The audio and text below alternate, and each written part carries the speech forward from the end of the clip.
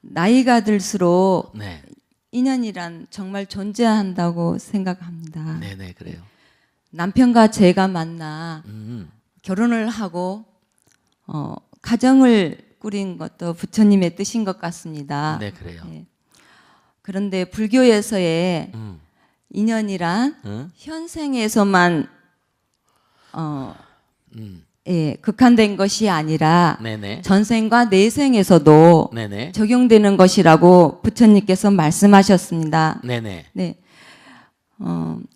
남편과 제가 인연이라면 내생에서도 사람으로 태어나 만나게 되는 것일까요?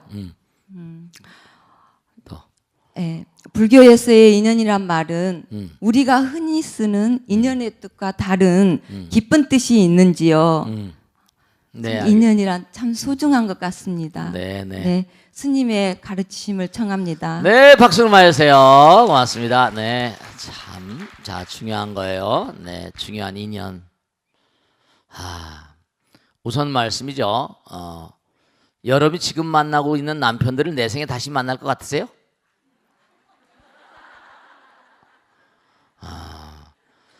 제가 언젠가 말씀했잖아요. 우리 땅에 나오시는 거사님이 계신데 참 훌륭한 분입니다. 그런데 스님 제가 어느 날 애들 다 나고 집에 이제 둘밖에 없어 커피 한 잔을 같이 이제 찻잔에 차 타기 올려놓고 아내하고 얘기하게 됐습니다. 그래서 아내한테 제가 그렇게 말씀드렸습니다. 여보, 나는 내 생에 다시 태어나도록 당신 만나고 싶어. 아주 진지한 목소리로 그랬더니 1회로 좋게요 이러더라는 거예요. 1회로 좋게다 그러더래요. 스님 이럴 수가 있냐고 말이죠. 우리 마누라를 다시 내 생에 또다시 만날 수 있는 건가요? 아니면 1회로 족한 건가요? 여러분 꼭 말씀 있게. 부처님께서 구이선녀 얘기 들어보셨죠? 그죠? 연등불 때 선해선이었을 때 어떤 여인이 꽃을 이렇게 연꽃을 이제 꽃을 가지고 가는 거예요. 근데 그 나라의 꽃을 전부 다 왕이 다 동을 해버려 다 사들여 가지고 부처님께 공양 올린 바람에 꽃이 없어. 근데 선해보살은 뭔가 하니 꽃을 구할 수가 없었던 거예요. 그 꽃을 이제 마침 보니까 그 여인이 꽃을 가지고 가니까 그 꽃을 나에게 팔라고 그랬단 말이에요. 안 판다요. 그래서 딱 보니까 선해선이 돌을 오래 닦은 선이다 보니까 환원장부잖아요.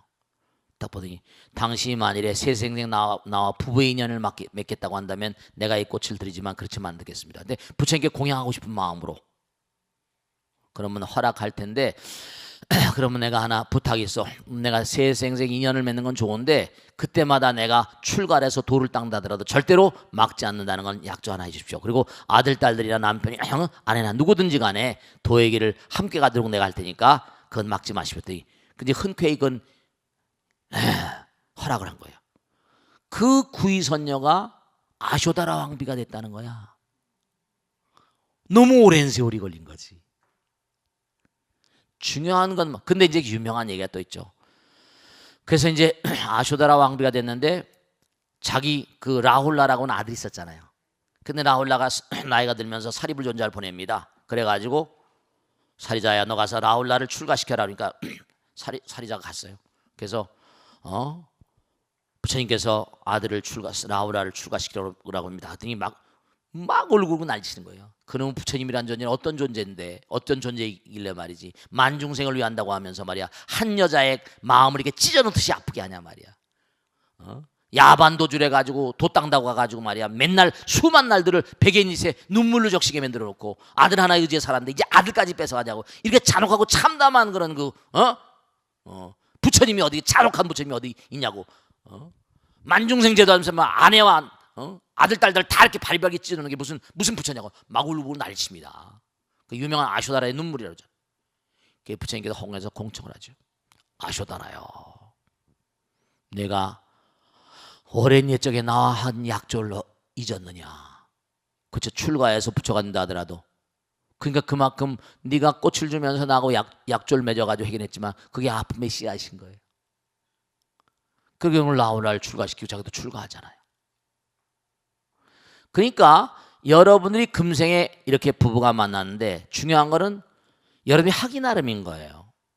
첫째로 내가 몸과 마음을 우린 성불의 길 가니까 남편을 계속해서 여러분 유도를 해가지고 같이 공부를 하게 하고 같이 도의 길을 가게 하고 뜻을 같이 둬서 열심히 같이 가면 그 업에 따라서 또 다시 만날 수 있는 가능성. 그죠? 이건 내가 아무리 만나고 싶다고 해서 만나지는 게 아니라 없다라 만나는 겁니다.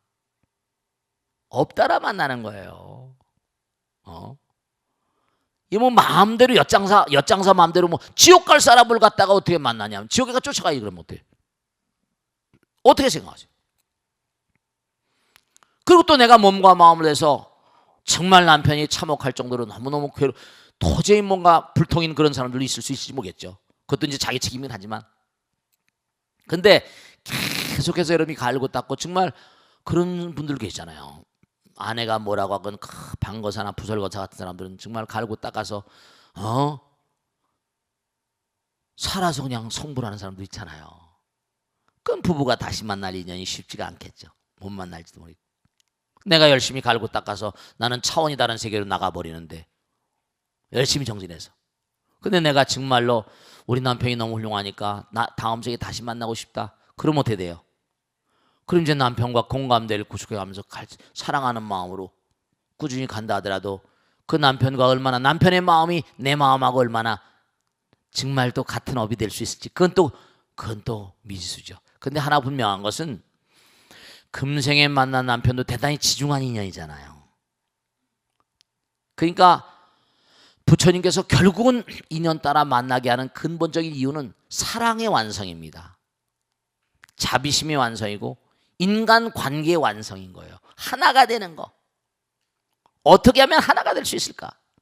그를 통해서 부부관계를 통해서 인연 중생들의 관계를 통해서 이른바 말하면 성불의 길을 끊임없이 유도해 가는 거니까요. 그리고 여기서 만나서 한다더라도 당장 욕계 새끼를 가면 여자가 없다고 그랬잖아요. 새끼 가면 여자가 없고 남자가 없고 하나가 되니까. 무새끼 이렇게 하는 거니까. 그러니까 적어도 남자를 다시 만난다고 한다면 우리가 이제 성욕은 살아남아 있는 그런 존재로 온다면 모르긴 하겠죠. 여러분 있지 않습니까? 내가 만나고 있는 사람 전생의 남편들이 주변에 포진해 있을 수 있고요. 내 생의 남편들 포진해 있을 수 있고 광겁달생의 부모 자식과 애인이 아닌 사람이 없답니다. 근데 그런 인연보다 우리가 몸과 마음을 갈고 닦아서 점점 승화된 인연의 세계로 자꾸만 나가게 하는 게 좋을 것이다 라는 생각을 합니다. 그러니까 인연이라는 게 참 대단히 무서운 거예요. 아시겠죠? 좋은 인연을 맺도록 해야 됩니다.